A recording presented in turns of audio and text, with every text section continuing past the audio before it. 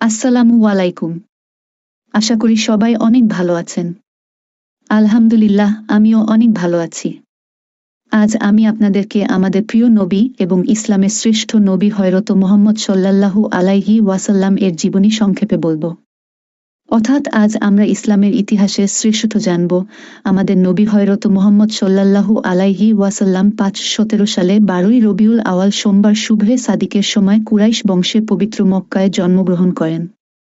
তার পিতার নাম আব্দুল্লাহ। তার মাতার নাম আমিনা। তার দুধ মাতার নাম হালিমা। তার দাদার নাম আব্দুল মুয়ালিব। তার চাচার নাম আবু তালিব। তার জন্মের 6 মাস আগে তার পিতা মারা যান। জন্মের 6 বছর পর মাতা মারা যান। 8 বছর পর তার দাদা মারা যান। 15 বছর বয়সে হিলফুল ফুজুল নামক শান্তি সংস্থা প্রতিষ্ঠান করেন। 25 বছর বয়সে খাদিজাকে বিবাহ করেন।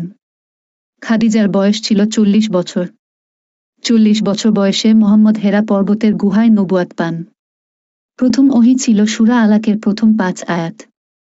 ওহীর প্রথম শব্দ ছিল ইকর, ইকর অর্থ পড়ো। 622 সালে মক্কা থেকে মদিনায় হিজরত করেন। 624 সালে বদরে যুদ্ধ হয়। 625 সালে উহুদ যুদ্ধ হয়।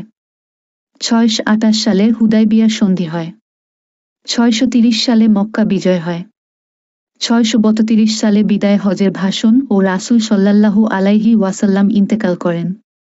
আমরা সবাই জানি হযরত মুহাম্মদ সাল্লাল্লাহু আলাইহি ওয়াসাল্লাম এর জীবনী অনেক বড়।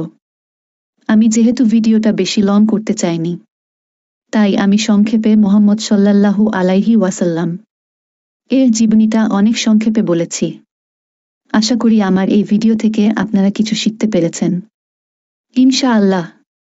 এমন ইসলামিক ভিডিও, নবী, রাসূলগণের জীবনের ঘটনা, কুরআনের সূরা আয়াত, এরকম ইসলামিক বিষয় শিখতে চাইলে আমার চ্যানেলটা সাবস্ক্রাইব করুন এবং আমার পাশে থাকুন। সবাই ভালো থাকবেন। নেক্সট ভিডিওতে দেখা হবে ইনশাআল্লাহ। আসসালামু আলাইকুম।